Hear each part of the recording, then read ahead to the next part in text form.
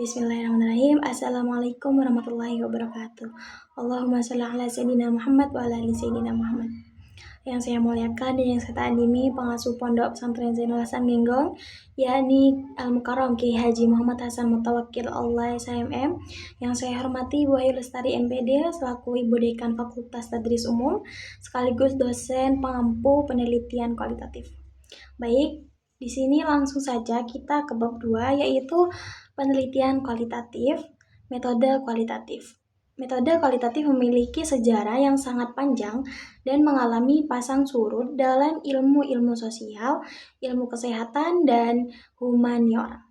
Pada awalnya, penelitian kualitatif sebenarnya hanya merupakan reaksi terhadap tradisi paradigma positifisme dan post-positivisme yang berupa menaklukkan kajian budaya yang bersifat interpretatif. Penelitian kualitatif dianggap sebagai counter terhadap penelitian kuantitatif yang begitu dominan hampir sepanjang abad ke-20. Tascori dan Tedri 2003, karya-karya para ahli dan mazhab Chicago pada era 1920 sampai 1930-an menjadi dasar utama kebangkitan metode penelitian kualitatif.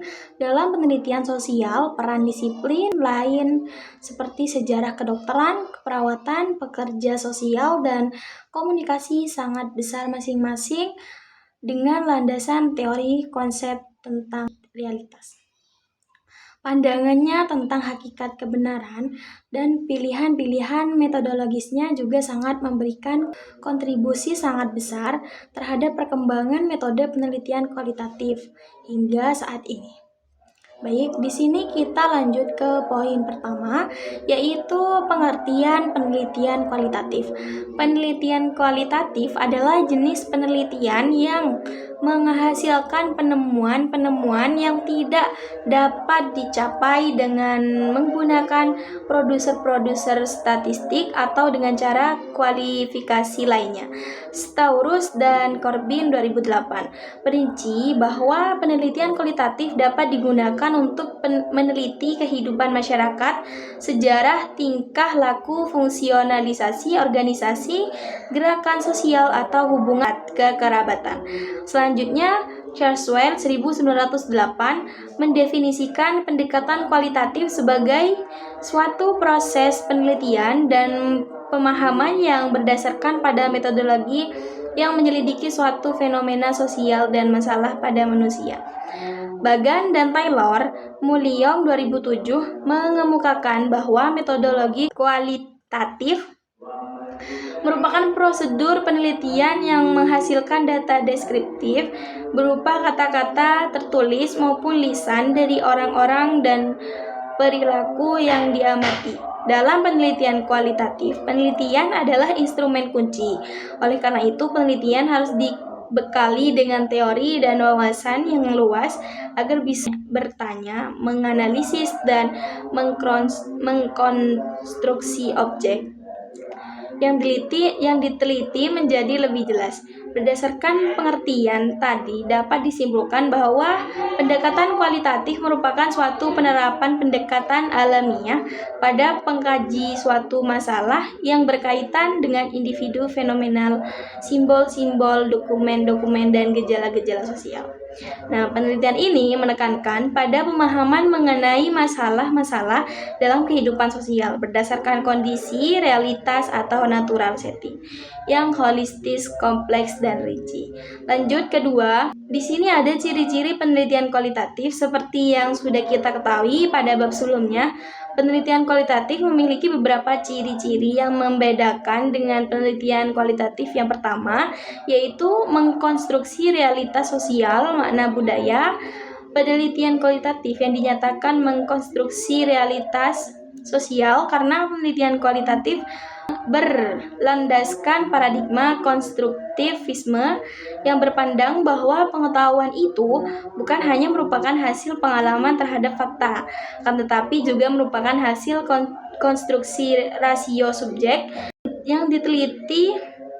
Yang kedua, berfokus pada proses interpretasi dan peristiwa-peristiwa. Pada penelitian kualitatif, fokus perhatiannya ada pada proses interaksi dan peristiwa-peristiwa atau kejadian-kejadiannya itu sendiri, bukan pada variabel tidak seperti pada penelitian kuantitatif.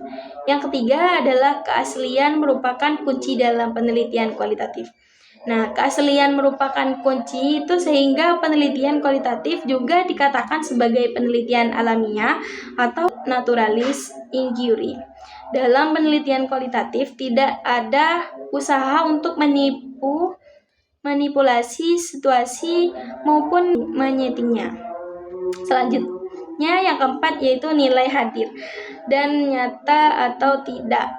Bebas nilai dalam penelitian kualitatif, nilai sangat diperhatikan atau diperhitungkan dalam penelitian kualitatif, harus menggunakan bahasa yang personal atau menggunakan kata kita, kami, saya, dan kita semua.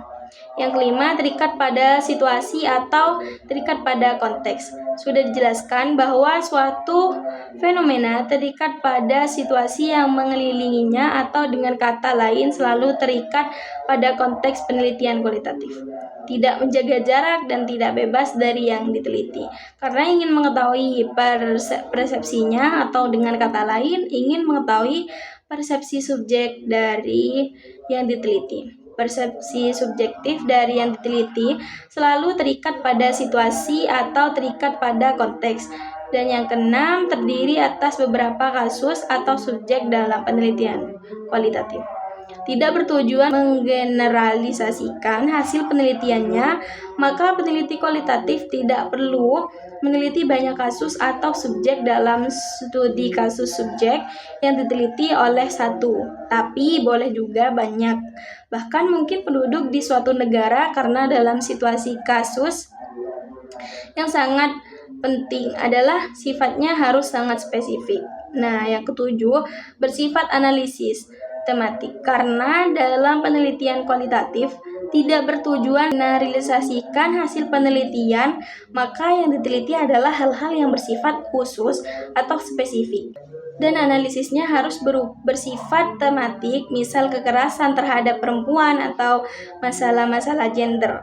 Yang terakhir itu ada penelitian terlibat. Pada penelitian kualitatif, penelitian ini tidak mengambil jarak agar peneliti benar-benar memahami persepsi subjek yang diteliti terhadap suatu fenomena, karena peneliti dapat melakukan observasi terlibat. Dengan observasi terlibat, pemahaman terhadap subjek akan sangat mendalam. Dan yang terakhir yaitu fungsi teori dalam penelitian kualitatif. Menurut Wiratama 2006, ia berkata ada beberapa fungsi teori. Yang pertama itu memperdalam pengetahuan tentang masalah akan diteliti sehingga dapat melakukan kontrol. Dan yang kedua, menegaskan kerangka teoris yang menjadi landasan jalan pemikiran penelitian. Dan yang ketiga itu mempertajam konsep-konsep yang digunakan sehingga memudahkan perumusan hipotesis. Yang keempat, menghindari terjadinya pengulangan penelitian untuk menghemat waktu, tenaga, dan biaya. Baik, cukup sekian presentasi dari saya. Apabila ada salah kata atau salah dalam menjelaskan, mohon maaf yang sebesar-besarnya. Wabillahi taufiq wal hidayah. Wassalamualaikum warahmatullahi wabarakatuh.